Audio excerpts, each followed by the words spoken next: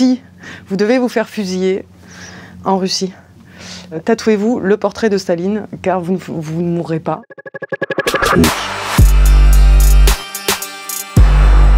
Mon livre, il parle des tatouages, des histoires de tatoués, de ce qui nous tatoue dans la vie en termes d'expérience et des tatouages aussi qu'on fait sur la peau.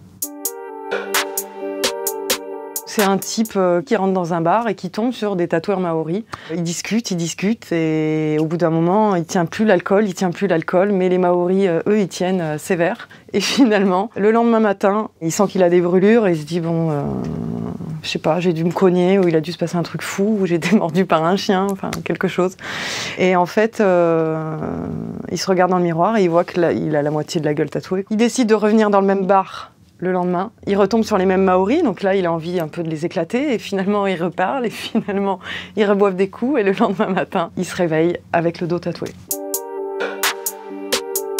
Alors il s'appelle Shawn Clark, il est toujours vivant et c'est un ancien soldat américain qui a décidé de se tatouer tous les noms des soldats morts en Afghanistan.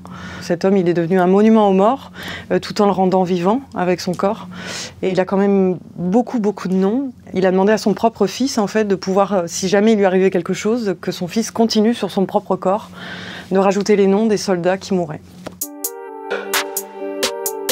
Alors, Betty Broadbent, c'est une femme tatouée. En 1939, aux États-Unis, il y a un concours de Miss, le premier concours de Miss télévisé, et elle arrive tatouée de la tête aux pieds, alors que les autres sont ont juste leur chair pour vêtements, on va dire. Elle va pas gagner parce que c'est juste impossible à cette époque.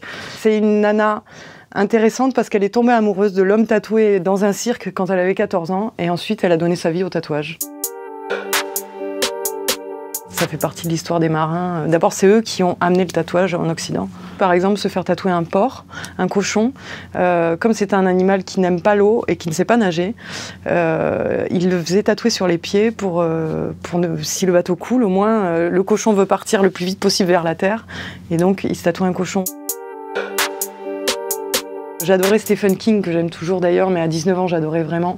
Il y a un livre qui s'appelle Danse macabre, où il y a un rat qui est assis sur plein de petites têtes de mort. Et donc, je vais chez un tatoueur en me disant, c'est ça que je veux. Et en fait, je me retrouve avec un espèce de rat qui ressemble à un kangourou, donc voilà, sur une seule tête de mort qui est pas du tout proportionnée par rapport au rat, enfin, c'est juste infernal. Et donc, j'ai cette chose horrible sur la cheville depuis, merde, 20 ans.